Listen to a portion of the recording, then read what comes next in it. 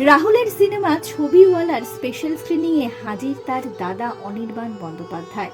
চোখে জল পর্দায় ভাইকে দেখে।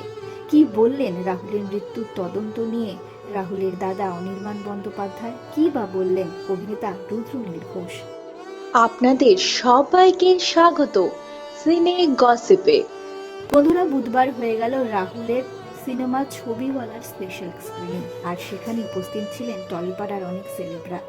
বন্ধুরা, রাহুল অরুণোদয় বন্দ্যোপাধ্যায়ের অকাল মৃত্যুকে এখনো অনেকেই মেনে নিতে পারেননি। তার পরিবার এবং তার সতীর্থরা এই শোক এখনো কাটিয়ে উঠতে পারেনি। তারই মাঝে বুধবার রাহুলের ছবিওয়ালার স্পেশাল স্ক্রিনিংয়েই দেখা গেল টলি তারকাদের উপস্থিতি। ছবির পর্দায় যখন রাহুল এসে দাঁড়ালেন তখন কান্নায় ভাসালেন অনেকেই।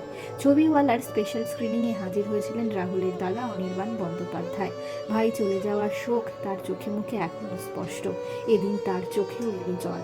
স্ক্রিনিংয়ের ফাঁকে রাহুলের মৃত্যুর তদন্ত নিয়ে কথা বললেন একটি জনপ্রিয় সংবাদ মাধ্যমে রাহুলের দাদা অনির্বাণ বন্দ্যোপাধ্যায়। তিনি এ বিষয়ে বলেন, আমি ভীষণভাবে আশাবাদী। আইনের উপর ভরসা আছে, নতুন সরকারের উপর ভরসা আছে, আর্টিস্ট ফোরামের উপর ভরসা আছে। আমার ধারণা সত্যি উদ্ঘাটন হবে, জানতে পারবো আসলে কি ঘটেছিল।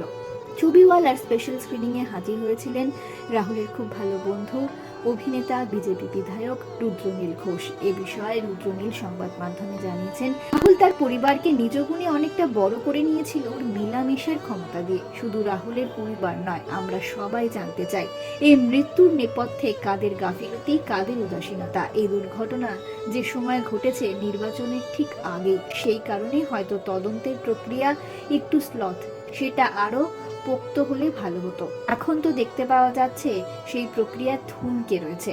নতুন সরকার এই ধোঁয়াশা কাটিয়ে কাদের দুর্বলতা ও কাদের জন্য এই ঘটনা ঘটলো তা পুঙ্খানুপুঙ্খভাবে বের করার চেষ্টা করবে। বাকি আইন ঠিক করবে দোষীদের সঙ্গে কি হওয়া উচিত। আমরা হলাম সিনে গসিপ। জুড়ে থাকুন আমাদের সঙ্গে, সাবস্ক্রাইব করুন আমাদের এই ইউটিউব চ্যানেলটি।